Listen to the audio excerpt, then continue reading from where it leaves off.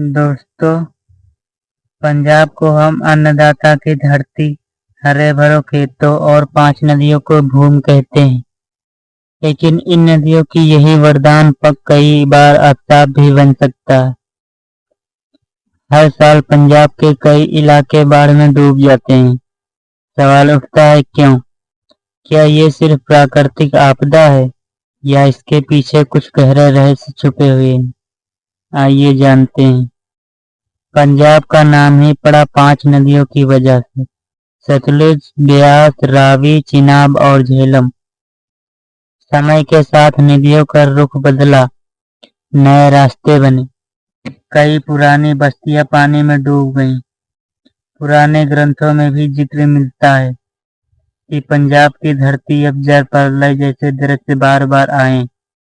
कुछ विद्वान मानते हैं कि इन नदियों के नीचे प्राचीन जलमार्ग है, जो आज भी रहस्यमयी तरीके से सक्रिय हो उठते हैं। भारी मानसून, ग्लेशियरों का पिघलना और हिमालय से आने वाली नदियां, ये सब पंजाब की बाढ़ का मुख्य कारण बन सकते हैं। लेकिन एक और राज्य है। सतलुज और ब्यास जैसी नदियां हिमालय से निकलकर अचानक मैदानी इलाकों में ही आती हैं, जिससे पानी की वजह से नहरें भी रोक नहीं पाती। यही वजह है कि अचानक बाढ़ आ जाती है। कुछ लोग कहते हैं कि पंजाब की बाढ़ सिर्फ प्राकृतिक नहीं, बल्कि इंसानी लापरवाही का नतीजा भी है। नदियों के किनारे अतिक्रमण, नदियों की सही सफाई न करना, बांधों से अचानक पानी छोड़ देना और खेती के लिए जमीन तक अत्यधिक दोहन, ये सब मिलकर बाढ़ की तबाही को और बढ़ा देते हैं। ग्रामीण इलाकों में आज भी लोग मानते हैं कि पंजाब बाढ़ सिर्फ मौसम का खेल नहीं, बल्कि धरती माता का संकेत है।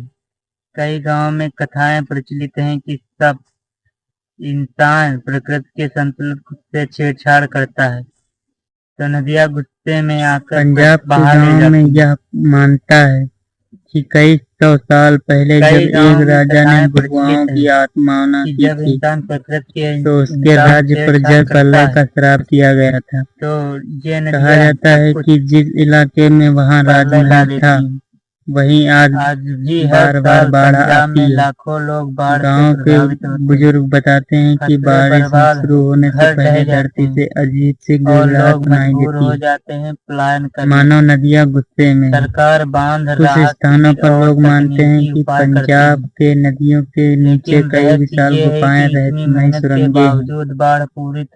इन गुफाओं में प्राचीन सभ्यताओं के अवशेष और छिपे खजाने दफन हैं।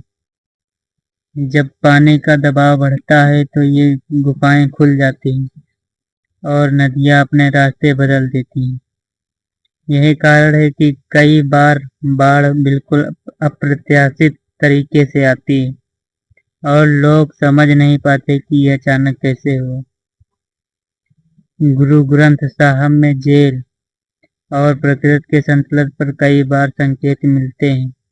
कई संत महात्मा यह भी कहते हैं कि जब पंजाब प्रकृति से खिलवाड़ करेगा, धरती को खोद खोद कर खाली करेगा, तब नदियां अपना संतुलन बिगाड़कर सब कुछ अपने साथ बहा ले जाएंगी। कुछ भविष्यवाणियां तो यहाँ तक कहती हैं कि आने वाले समय में पंजाब का बड़ा हिस्सा जलमग्न हो सकता है, अगर इंसान ने चेतना दिखाई तो। आज विज्ञान कहता है कि बाढ़ सिर्फ मौसम और बांधों का खेल है, लेकिन जब बार बार वही इलाके डूबते हैं, वही गांव उजड़ते हैं और हर साल वही चक्र दोहराया जाता है, तो लोगों का विश्वास और गहरा होता जाता है कि इसके पीछे कोई छुपा हुआ रहस्य है। कुछ सख्त का मानना है कि सतलुज और ब्यास की गहराइयों में अज्ञात जलमार्ग है, जिन्हें आज भी तक पूरी दुनिया खोज नहीं सका।